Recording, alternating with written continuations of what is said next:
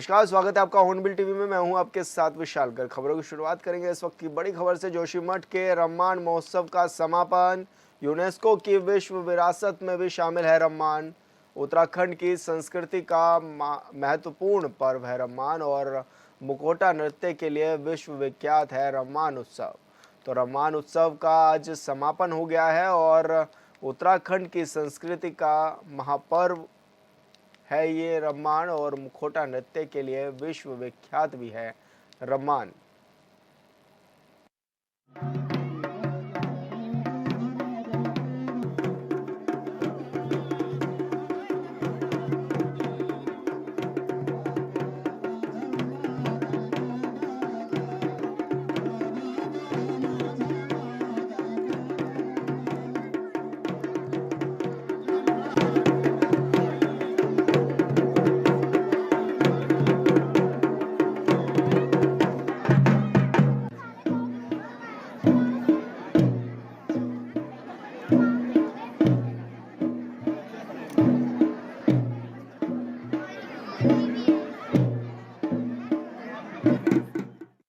और संवाददाता हिमांशु गौड़ हमारे साथ जुड़ चुके हैं। हिमांशु, किस तरह से ये त्यौहार मनाया जाता है, यूनेस्को की विरासत भी है, और किस तरह से अपनी संस्कृति को बचाने के लिए रम्माण का ये पर्व मनाया जाता है? जी बिल्कुल विकास, देखिए रम्माण महोत्सव उत्तराखंड की एक सांस्कृतिक विरासत है जो चमोली जिले के जोशीमठ की सलूर और डोंगरा ग्राम में मनाया जाता है। विशेषकर रूप से रम्माण एक प्रकार के मुखौटा नृत्य है जिसमें 18 मुखौटे लगाकर रामायण की प्रस्तुति दी जाती है और इसमें स्थानीय भाषा में जो है रामायण का उत्सव जैसे सीता हरण, राम वन गमन आदि दृश्यों को दिखाया जाता है। साथ ही इसमें भूमियाल देवताओं का जो है अवतरण किया जाता है। और रामायण क्योंकि उत्तराखंड की एक सांस्कृतिक विरासत के साथ ही अब यूनेस्को ने इसको 2 अक्टूबर 2009 को अपनी सांस्कृतिक विरासत की सूची में इसको सम्मिलित किया गया है। तो इसलिए एक बेहद महत्वपूर्ण पर्व उत्तराखंड की संस्कृति के लिए। तो हिमांशु, किस तरह से लोग इसमें बढ़ चढ़ करके हिस्सा लेते हैं वहां पर? जी बिल्कुल, देखिए बिहार अगर मैं बात करूँ इसको मनाने के तरीके की, तो इसमें विशेषतः 18 मुखौटे जो है रामायण के पात्रों के होते हैं। इसके अलावा मल्ल युद्ध में गोरखा और उत्तराखंडों खंडियों के युद्ध का भी वर्णन होता है। इसमें 18 तालों पर जो है नृत्य किया जाता है। 12 ढोल 12 दमाओं के साथ ही 8 भंकोरों की ताल पर इसमें जो है नृत्य किया जाता है। और जो है रामायण की जैसे मृग स्वर्ण मृग हरण, सीता हरण या रामायण में वन गमन के जो दृश्य हमने देखे हैं वही तमाम दृश्य इसमें स्थानीय भाषा में दिखाए जाते हैं। और हालांकि इसमें बोल चाल का कोई महत्व नहीं है, इसमें खाली नृत्य अभिनय के माध्यम से ही रामायण के दृश्यों को दिखाया जाता है। और मल्ल युद्ध में जो है भारत और गोरखाओं के बीच का जो युद्ध हुआ था उसका वर्णन किया जाता है। साथ ही भारत तिब्बत जो है व्यापार समझौते के लिए भी एक ऐतिहासिक महत्व रखता है, क्योंकि हमने देखा है जोशीमठ जो वैली है वहां से तिब्बत की जो पठार है वहां से नीतिमाणा जो दरें होती है वहां से इस युद्ध के लिए इसके लिए भी प्रसिद्ध रम्माण एक सांस्कृतिक भारत और तिब्बत की सांस्कृतिक विरासत का एक प्रतीक है। बिल्कुल हिमांशु, बहुत बहुत शुक्रिया आपका तमाम जानकारी साझा करने के लिए। उत्तराखंड के कई जिलों में बेकाबू हो रही है आग। 24 घंटे में 31 स्थानों पर लगी आग। धधक रहे हैं उत्तराखंड के जंगल। और पौड़ी में बांस और बुरांश के आरक्षित वनों तक आग ये पहुंच गई है और वनाग्नि को लेकर सीएम धामी भी आज समीक्षा बैठक करेंगे। बड़ी खबर आपको बता रहे हैं, जहां पर मुख्यमंत्री पुष्कर सिंह धामी आज समीक्षा बैठक करने वाले हैं हल्द्वानी में। और सीएम धामी ये बैठक करेंगे। साथ ही फॉरेस्ट के तमाम अधिकारी भी इस दौरान मौजूद होंगे। फॉरेस्ट ट्रेनिंग अकादमी सभागार में ये बैठक होगी और लगातार जो जंगलों में आग विकराल रूप ले रही है उसको किस तरह से रोका जाए इस पर चर्चा होगी। और साथ ही बड़ी खबर ये भी मिल रही है कि सेना ने मोर्चा संभाला हुआ है। नैनीताल में मदद के लिए पहुंचा है वायुसेना का हेलीकॉप्टर। तो बड़ी खबर ये आपको बता रहे हैं, जहां पर सेना ने भी अपनी कमान संभाली हुई है और मुख्यमंत्री पुष्कर सिंह धामी भी पल पल अपडेट लेते हुए नजर आ रही हैं। देहरादून के साथ ही प्रदेश में मौसम ने करवट बदल ली है। देहरादून में तेज हवाओं के साथ साथ आसमान को काले बादलों ने घेरा हुआ है। मौसम बदलने से निचले इलाकों में रहने वाले लोगों को भीषण गर्मी से राहत मिली, तो वहीं पहाड़ी क्षेत्रों में रहने वाले लोगों को एक बार फिर से सर्दियों जैसा एहसास हो गया है।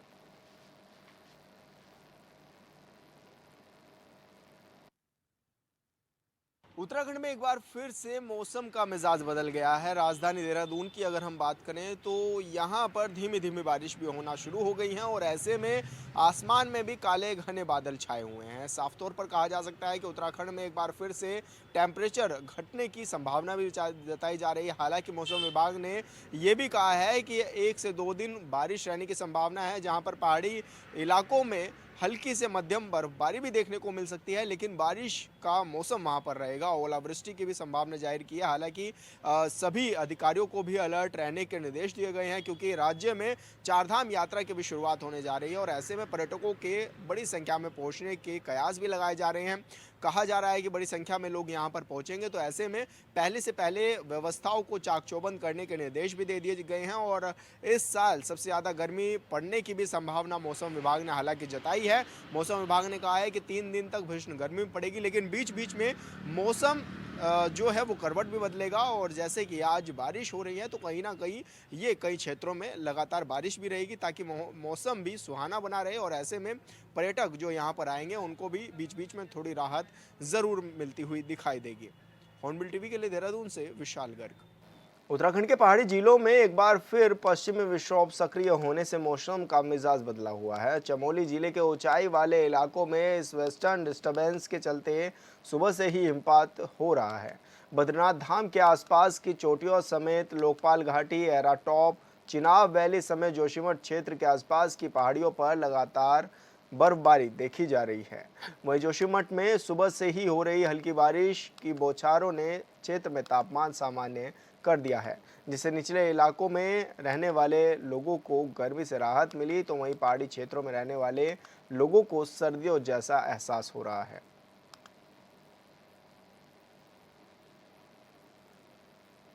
और संवाददाता संजय कुंवर हमारे साथ जुड़ चुके हैं। संजय, किस तरह की चीज़ें वहाँ पर देखी जा रही हैं, क्योंकि मौसम लगातार अपने मिजाज भी बदले हुआ है और ऐसे में बड़ी संख्या में पर्यटक भी वहाँ पर पहुँच रहे हैं।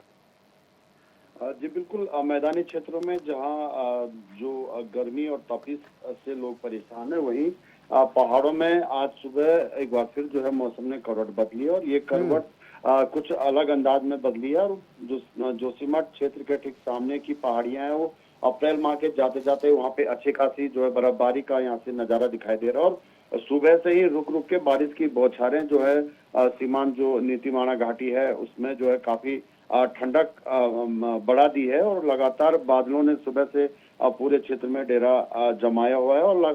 और जो तेज गर्जन के साथ रुक रुक करके मूसलाधार बारिश भी जो है नगर क्षेत्र के निचले इलाकों में लगातार जारी है। और इस तरह का मौसम जो है अप्रैल में काफी खुशनुमा दिखाई दे रहा है और पर्यटक के लिहाज से मौसम जो है अच्छा माना जाता है। और जो मझोले किसान है उनके लिए भी जो आलू मटर की खेती और अन्य जो यहाँ पे नकदी फसल है उनके लिए अच्छी मानी जा रही है। लेकिन जिस तरह से बद्रीनाथ धाम में अभी पुनर्निर्माण कार्य चल रहा है और यात्रा तैयारियां चल रही है, बीकेटीसी की टीम वहाँ पे मंदिर परिसर के आसपास रंग रोगन का काम कर रही है। साथ ही जो हिंदू सिख आस्था का केंद्र है हेमकुंड साहिब, तो वहाँ भी आस्था पथ पे भारतीय सेना और सेवादार जो है बर्फ कटान का कार्य कर रहे हैं। तो कहीं न कहीं ये जो कार्य चल रहे हैं यहाँ पे जरूर थोड़ा ये मौसम जो है बाधा डाल रही है। लेकिन जिस तरह से मैदानी इलाकों में गर्मी बढ़ रही है, तो उसको लेकर के पर्यटक जो वीकेंड चल रहा है तो पहाड़ों की ओर रुख कर रहे हैं। अभी भी Lord Curzon track route, Gorson, ओली टॉप और इन सामने की जो जोशीमठ के आसपास की पहाड़ियां हैं उसमें अच्छी खासी बर्फबारी हुई है। लिहाजा पर्यटकों को ट्रैकिंग हाइकिंग के साथ साथ जो है इस माह में बर्फबारी देखने का भी जो है लुत्फ उठाने का भी मौका मिल रहा है। जी बिल्कुल संजय, बहुत बहुत शुक्रिया आपका तमाम जानकारी साझा करने के लिए। चमोली जिले में स्थित विश्व प्रसिद्ध हेमकुंड साहिब के कपाट 25 मई को तीर्थयात्रियों के लिए खोल दिए जाएंगे, जिसको लेकर मार्ग से बर्फ हटाने का काम भी लगातार जारी है। ऐसे में गुरुद्वारे से करीब 1.5 किलोमीटर ऊपर गुरु आस्था पत्र पर मौजूद पहले हिमखंड को काटकर सेना के जवानों और सेवादारों की टीम आगे बढ़ चुकी है। हेमकुंड साहिब गुरुद्वारा प्रबंधन ट्रस्ट के सीनियर मैनेजर सरदार सेवा सिंह ने बताया कि हेमकुंड साहिब के बेस कैंप गोविंद धाम घाघरिया से 1.5 किलोमीटर ऊपर तक पैदल मार्ग तैयार हो गया है और सेना की टीम ने हेमकुंड साहिब गुरुद्वारा प्रबंधन कमेटी को पूरा भरोसा दिया है कि 20 मई तक हर हाल में पूरे गुरुद्वारा आस्था पत्र को लेकर यात्रा के लिए दुरुस्त कर दिया जाएगा।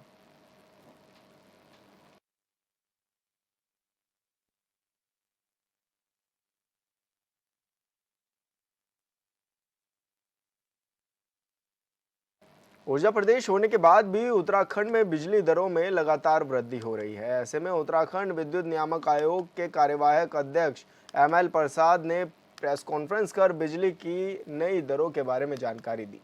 BPL के 4.5 लाख उपभोक्ताओं, स्नो बाउंड उपभोक्ताओं और फिक्स चार्ज में कोई बढ़ोतरी नहीं की गई है। घरेलू श्रेणी के उपभोक्ताओं को 100 यूनिट तक बिजली खर्च करने पर 25 पैसे और 101 से 200 यूनिट खर्च करने पर 30 पैसे, 201 से 400 यूनिट तक खर्च करने पर 40 पैसे प्रति यूनिट की बढ़ोतरी की गई है। उत्तराखंड विद्युत नियामक आयोग के कार्यवाहक अध्यक्ष ML प्रसाद ने बताया कि सोलर वाटर हीटर में भी छूट 75 रुपये प्रति 50 लीटर रखी गई है।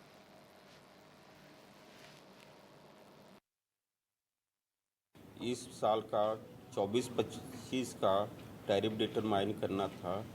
उनका जो ARR था 12,562 करोड़ का था। उसमें इन्होंने 13% लॉसेज दिखाया था, डिस्ट्रीब्यूशन लॉस से। और जो प्रेजेंट टैरिफ है उसके अनुसार अगर देखा जाए 12,562 का जो राजस्व निर्धारण होगा 9,887 करोड़ होगा। तो जो दोनों का गैप है वो 2675 करोड़ इन्होंने गैप दिखाया था, जो कि 27.06% है। जैसे और दूसरा पिटकुल ने भी अपना ARR दिया था, जेबनल ने भी दिया था।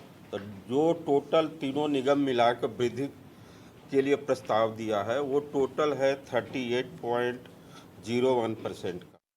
और संवाददाता हिमांशु गौड़ हमारे साथ जुड़ गए हैं। हिमांशु, एक बार फिर से महंगी बिजली का झटका लगा है उपभोक्ताओं को, किस तरह से देखा जा रहा है और आज स्थानीय लोग इस पर क्या कुछ अपनी प्रतिक्रियाएं भी दे रहे हैं?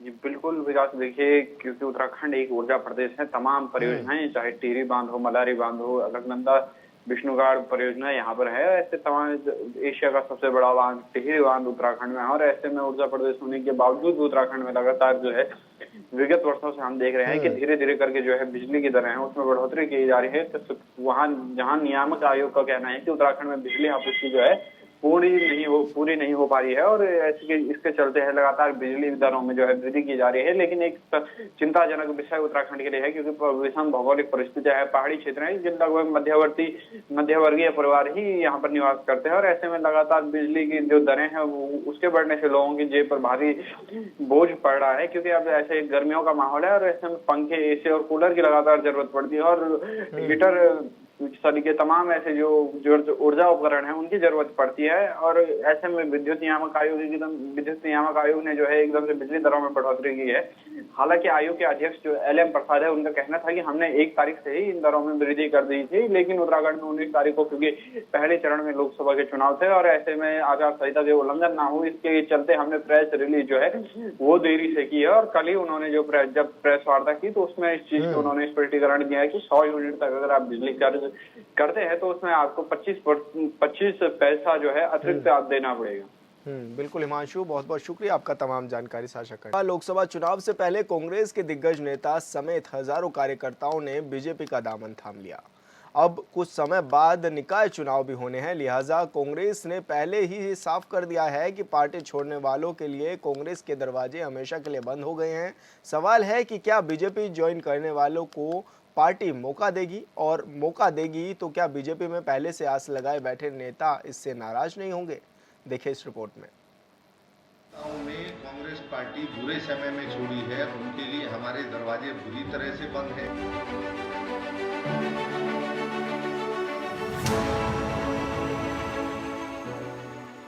लोकसभा चुनाव के पहले चरण में उत्तराखंड की 500 सीटों पर मतदान संपन्न होने के बाद अब सियासी दल निकाय चुनाव की तैयारियों में जुट गए हैं। पहले से जारी आरोपों की राजनीति के बीच अब सत्तापक्ष और कांग्रेस के बीच नेताओं के पार्टी छोड़ने और दूसरे पार्टी का दामन थामने वाले नेताओं को लेकर एक दूसरे पर सियासी हमला किया जा रहा है।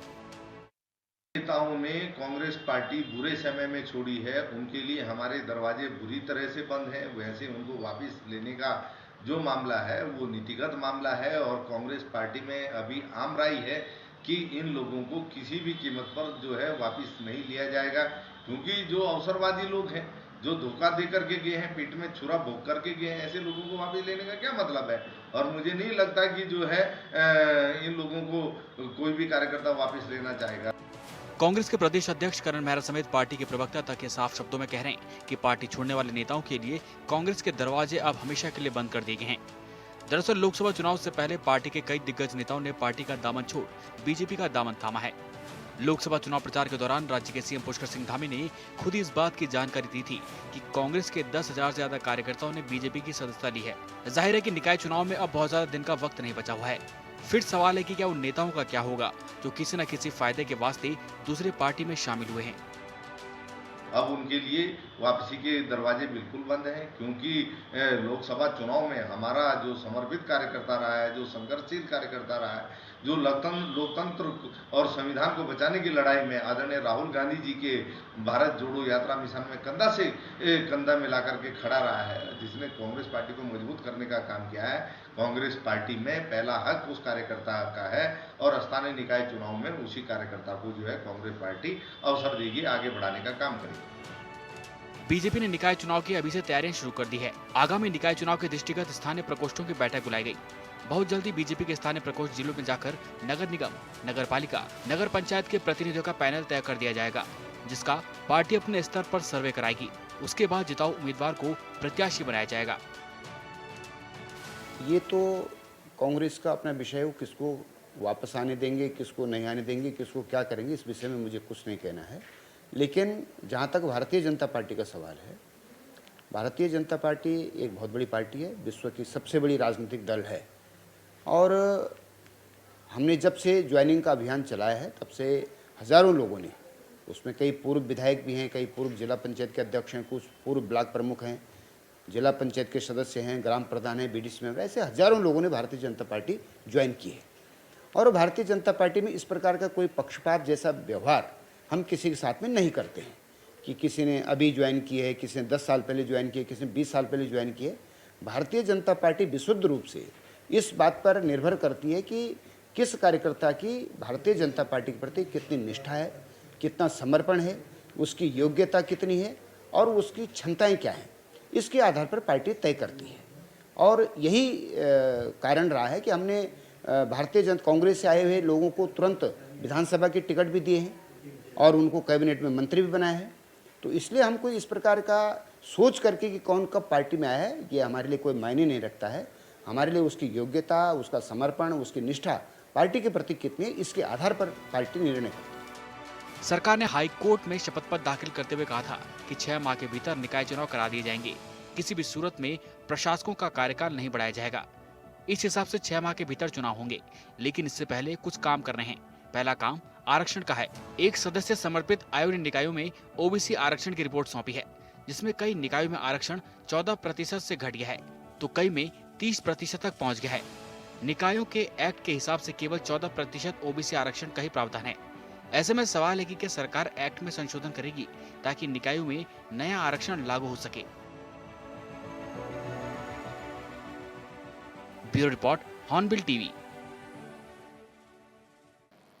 उत्तराखंड में 10 मई से शुरू होने जा रही विश्व प्रसिद्ध चारधाम यात्रा की तैयारियां जोरों शोरों से चल रही है। शासन से लेकर प्रशासन तक हर कोई चारधाम यात्रा की तैयारियों को अंतिम रूप देने में जुटा हुआ है। तो वहीं यात्रा को लेकर श्रद्धालुओं में भी काफी उत्साह देखने को मिल रहा है। अब तक 15 लाख से अधिक श्रद्धालु चारधाम यात्रा के लिए रजिस्ट्रेशन भी करवा चुके हैं।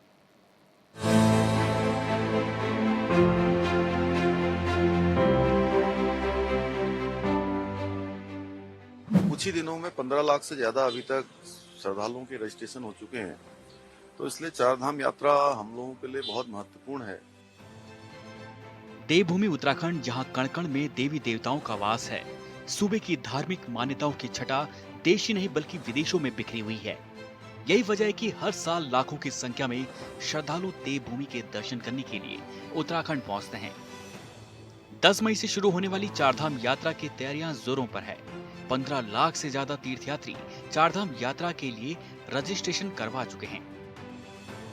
सभी व्यवस्थाओं पर सूक्ष्म तरीके से उसका हम लोगों ने आकलन किया है, उसका विश्लेषण किया है और जो भी तैयारियां जरूरी हैं वो सब तैयारियां की हैं। जो फीडबैक आए हैं उसमें जो जहां पर सुधार की आवश्यकता है, सड़क ठीक होनी है उस पर भी बात करी है, परिवहन की व्यवस्था अच्छी होनी है, पार्किंग, होटल, ढाबे, रेस्टोरेंट, आवास से संबंधित सभी व्यवस्थाओं पर, पुलिस की यातायात व्यवस्था उसमें क्या योगदान होगा, नकली वस्तुएं आती हैं किस प्रकार से हेली दर्शन और उससे आने वाले लोगों को कोई परेशानी न हो और सबकी यात्रा अच्छी हो। हमारा यही उद्देश्य है कि यात्रा में हर साल यात्रियों की संख्या बढ़ रही है, तो ये यात्रा उत्तराखंड में हो रही है लेकिन पूरे देश के लोग, दुनिया के लोग इस यात्रा में सम्मिलित होते हैं।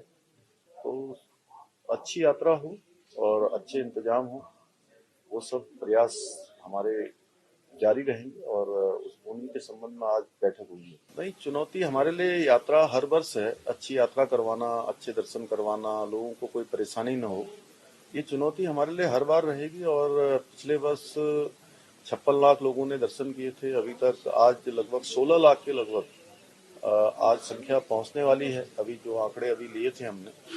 तो इस लिहाज से यात्रा हमारी बहुत बड़ी होने वाली है, इसलिए सबकी सुविधा का हमें ध्यान रखना है, आने वाले लोगों को कोई परेशानी न हो, आसानी से उनकी यात्रा हो, सरलता से यात्रा हो और सुगम यात्रा हो।